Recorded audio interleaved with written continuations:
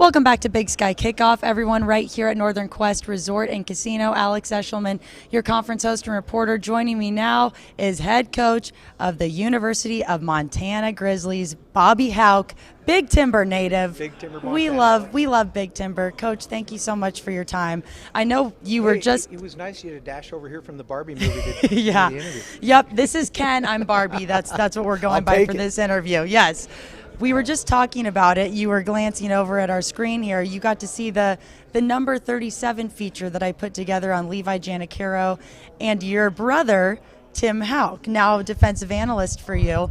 Did he get the story right with you and Coach Paulson and him at Reds, and it just kind of randomly passed down and turned into the most prestigious tradition in the state? Well, Tim and Craig would have the story right because they were the guys, right? But yeah, I happened to be there, and I was pretty late in the evening, and Craig probably grabbed him by the collar and said, "Hey, you're going to wear my number if I remember right." And that was that's about exactly how that all started. And you know, it's been a cool thing in Grizzly football for a long time, and it's really been. I haven't heard the interview, but I'm guessing Tim said, you know, to be passed on to some young Montana player that you think has promise, and it's been a cool deal for a long time.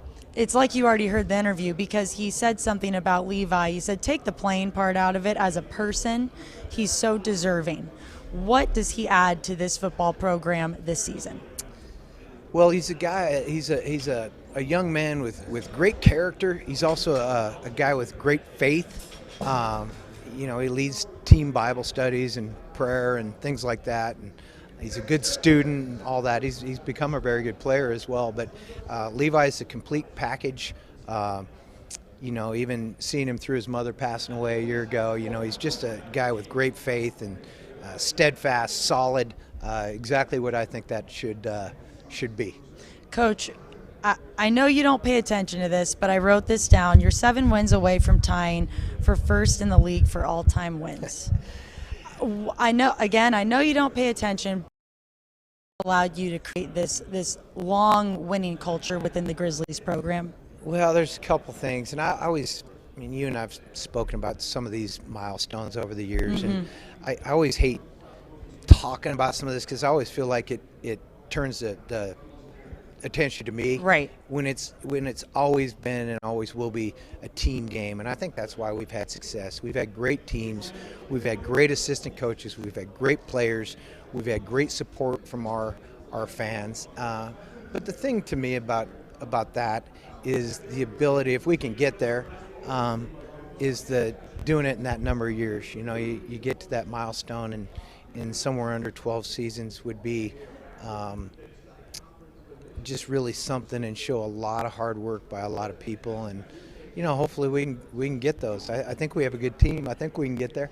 I definitely think you have a good team as well. 4 preseason all conference players, 2 leaders here, Trajan Cotton and AJ Forbes. What do they bring to this football program on both sides of the ball? Well, you know, when you bring guys to this, one, you want to have guys that are every player in this room is a good guy, right? And so you bring guys that are good guys, but also you want to bring guys that are kind of engaging. We have good players on our team that you could sit here and talk to them. They're going to give you yes and no answers. Those guys, they'll expand on things a little bit.